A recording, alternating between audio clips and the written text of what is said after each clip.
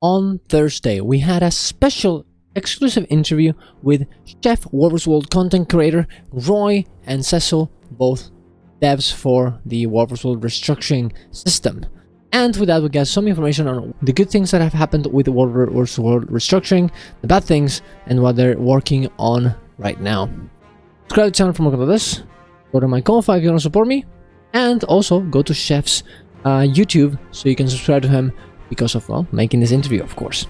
Now, this is a long interview, so I'm gonna try and summarize it as much as I can. Of course, we also have the actual entire VOD of the interview, and you can look at it in the description down below. I'll link to it. Now, they talked about a lot of stuff. First, they started talking about what they wanted with World vs. World restructuring and all the things that worked and didn't work, and they're looking at.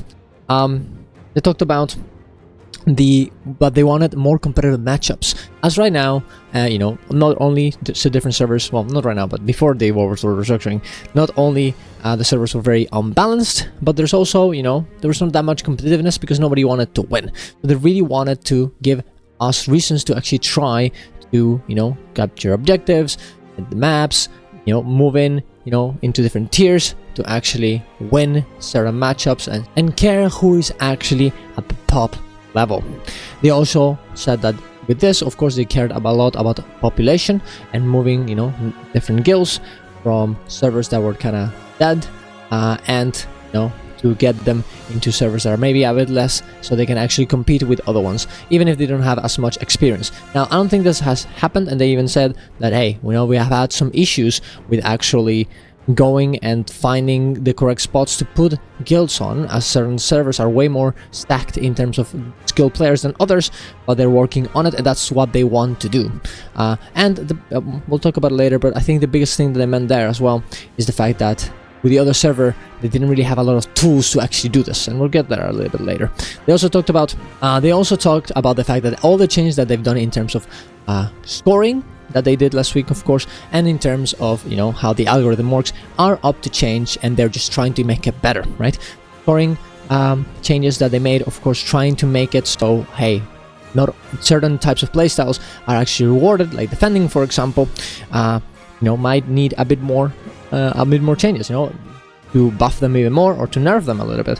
Who knows? And they're obviously going to monitor everything so this works in order for everyone to feel like they're actually playing the game in the way that they want to. Also talked about the fact that they want to align Warscore, well, the points that you would actually get by getting objectives and progressing through the matchups, to mimic in some way the objectives of players and guilds. There's a lot of different types of players in Guild Wars 2, and especially in War vs. World. Like, you know, there are roamers, there are people that surge, there are scouts, there are defenders. There's so many. There's people who are very good at trebuchets, stuff like this.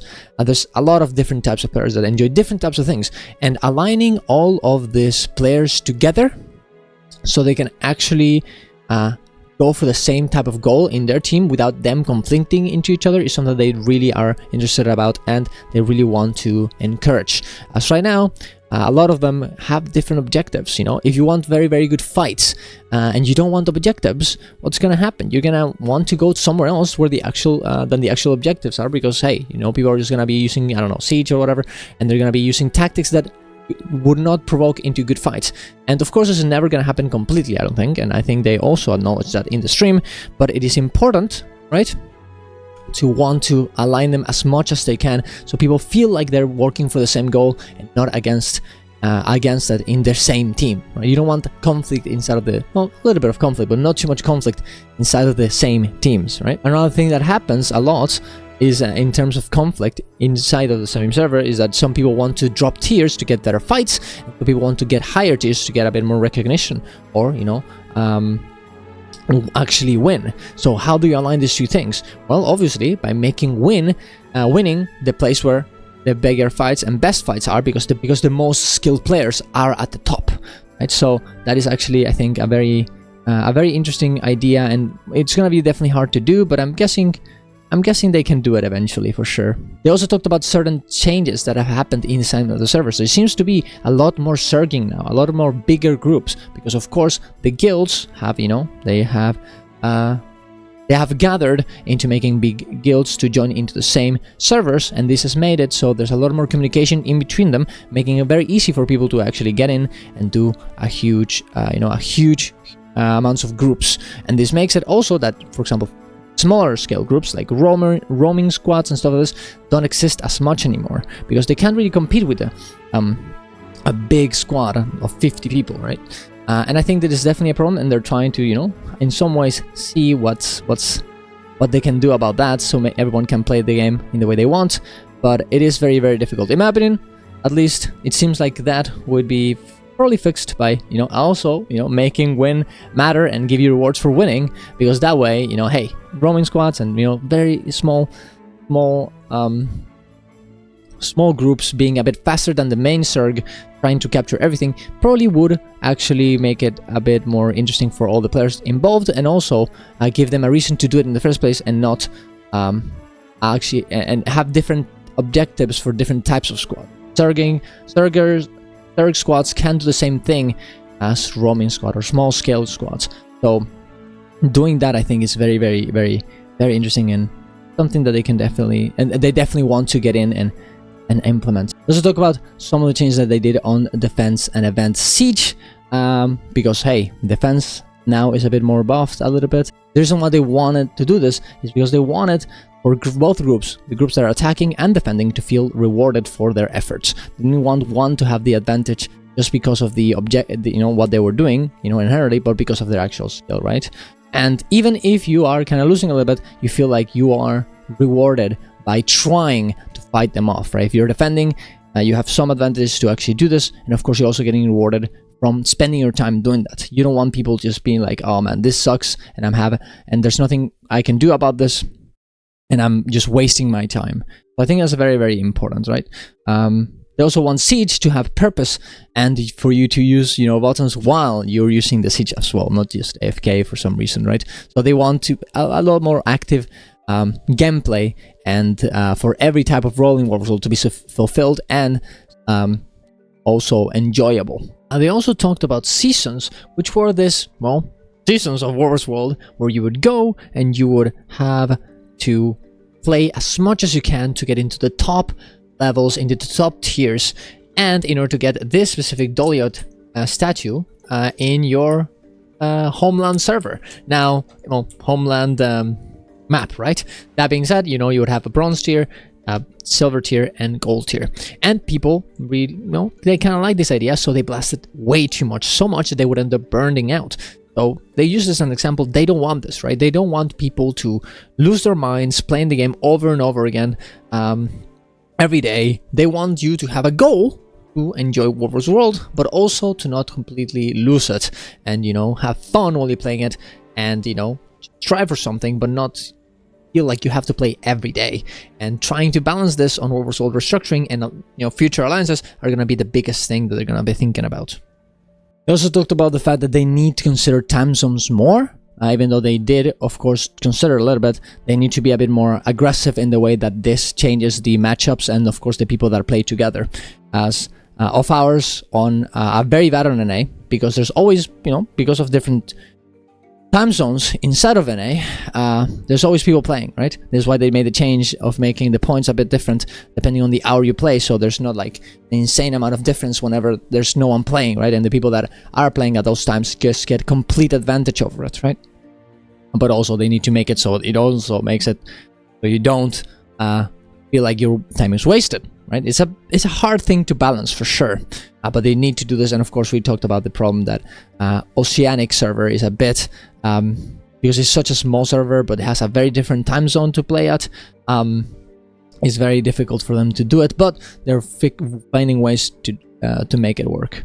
They would not be able to make Oceanic servers just another like completely. There's no way they could actually make a new region for just Oceanic, as they're not that big. I think they said something like if they were to do that, they would maybe max get it to like barely 4 tiers of fighting, which is definitely not that much. And this would make it so it's not worth it. It's better to keep it on an A, but balancing it so they can still play at the same time and be balanced, and having matchups and fights out all the time, definitely going to be something they need to work on, right? They're also very worried about oceanic servers. They used to have a lot of issues with the oceanic servers right before world structuring because, well, they would all play together, and this meant that they would play at very specific times that nobody else in any plays in, and this also meant that they would not have that many people to fight against because everyone was asleep.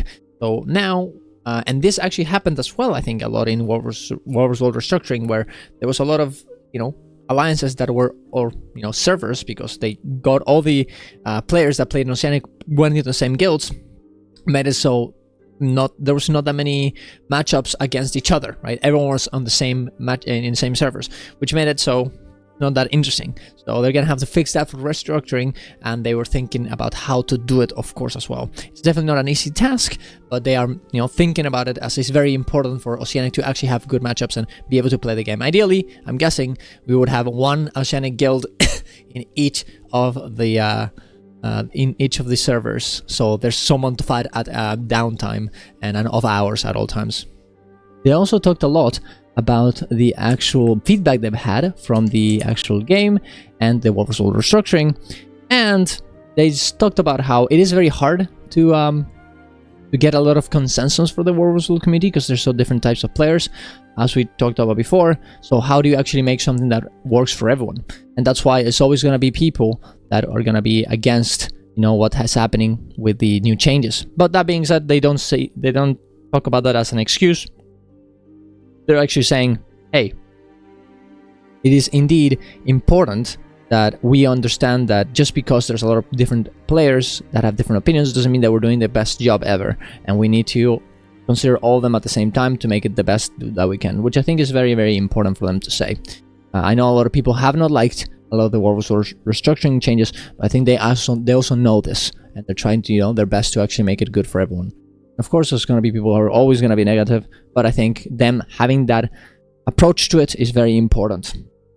They also talked about if there was something overly positive that everyone agreed it was good, and they said that obviously the exotic vendor was a very thing that nobody thought it was bad, like on World, very rewarding for new players, and a good way of getting people that have a lot of skirmish tickets and stuff like this. Something to look forward to, but also they said that ideally, and they try and think this as well, that even though there's people that also maybe not like the entirety of all the changes, overall people are happy that they are getting changes, and Arenanet is caring about Warscore right now, and they're changing things, at least trying for the better, and they're and they want to, and they do think that they're doing that, which I think is an important thing to do for sure. You don't want to be working on something that you just feel like everyone disagrees with. Then they talked a little bit about how restructuring actually was abandoned back in 2018 and how that whole ordeal happened and why it took so long to actually release it. They talked about the fact that, of course, in 2018 it was when they announced, and the people that actually did it knew more or less how the system would work and had a good idea of it. But even though it was, I wouldn't say it was almost done, but it was definitely, going because of different businesses problems that they had back in 2018. You can read about that, of course, all the layoffs and all that stuff. At the end of the day, ended up getting cancelled. And of course, afterwards, they started all over again in 2021, and of course, 3 years to actually do it now. And they thought it's going to take less, but every time you work on a new project, especially something like big like this, on an old game like this, every time they would find hidden work that it made it longer and longer, right? There was, a lot of things that they didn't think they had to fix. Of course, like the Q bug that still is there, of course, and they talked about they wanted to fix it, that were very problematic, right? And of course, they also talk about the fact that there's still a lot of things to fix.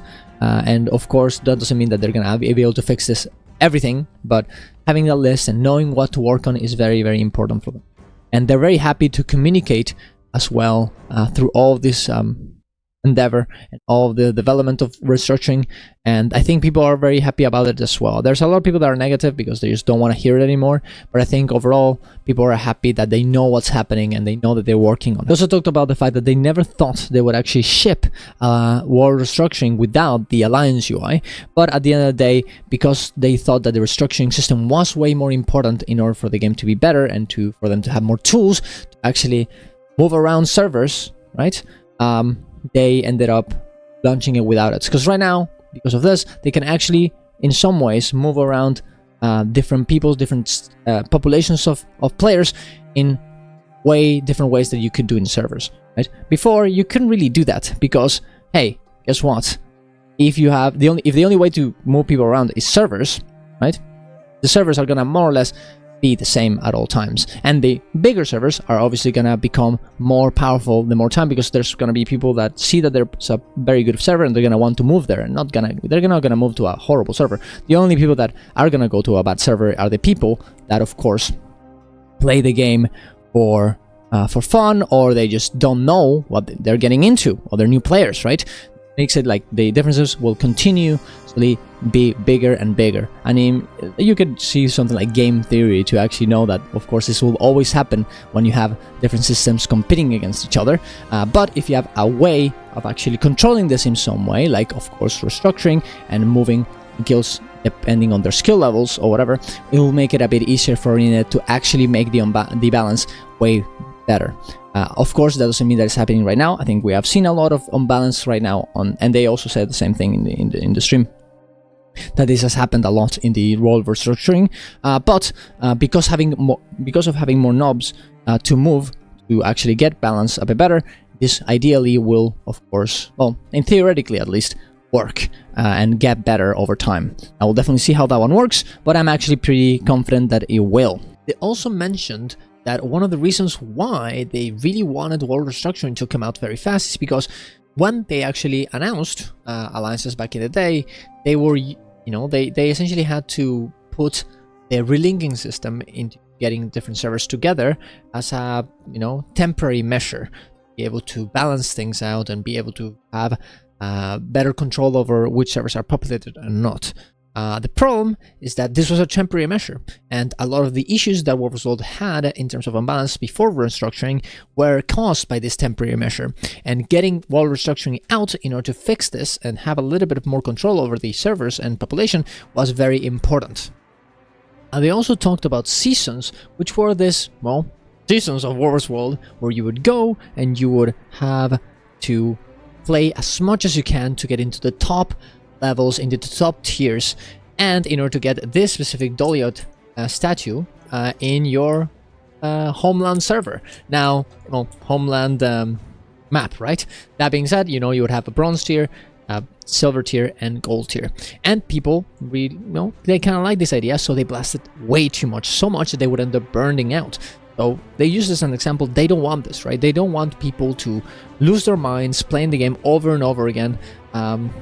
Every day. They want you to have a goal to enjoy Warsworld, but also to not completely lose it and, have fun while you're playing it and, strive for something, but not feel like you have to play every day.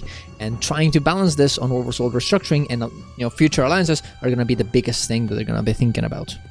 The last thing they talked about are rewards and how they want Warsworld to be very rewarding in terms of new players, and of course also older players.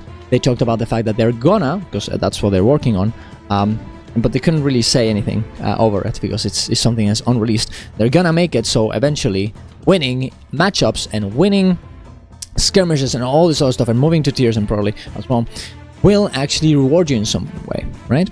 And the way that they said that they want to do it is that, and this was very general because they can't really leak anything, they want people to have chase items to go in Warsworld and chase materials, right? Legendaries are the biggest things that you do in Guild Wars 2, and for example doing Dugan, giving you Mystic Clovers and other legendary materials that you would use was a great idea, and they probably seem to want to put that in the next system as well, giving people materials that you would want in PvE normally and you would farm for, right? This is actually a great idea, I think, because everyone in Guild Wars 2 is playing for more or less the same type of materials, the same amount of things. So tying those systems and those rewards from PvE that people already understand into Warsworld, I think is a good idea to make people want to try harder and actually don't feel like they're wasting their time playing Warsworld, because they could be doing something else and getting more gold. I actually don't really feel that way, personally. I feel very rewarded right now in Warsworld because I'm running out of spirit shards, and having to waste spirit shards on Mystic Clovers is very, very annoying. But of course, that is no longer gonna be the case when you actually get a reward track and you get 2 Mystic Clovers. That's pretty nice, right? And sure, it's a bit slower, but you're getting other things as well. You're getting currencies, you're getting Tomes of Knowledge. You're doing so many stuff that you would actually want in the game anyways. And now with, eventually with a new system that actually rewards you from winning matchups and going through different tiers or being in a bigger tier, is that it could actually be very significant for people to want to play the game mode. So we'll definitely see how that one works for sure. And they also they do a little bit of caveat about how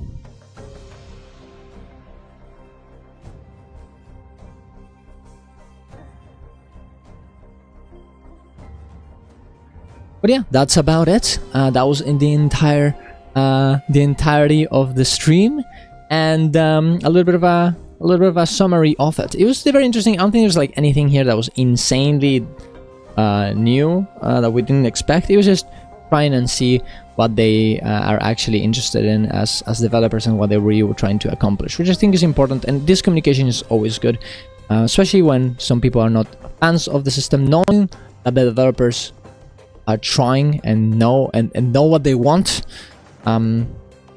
is very important. I think it gives me confidence that they're gonna do it correctly.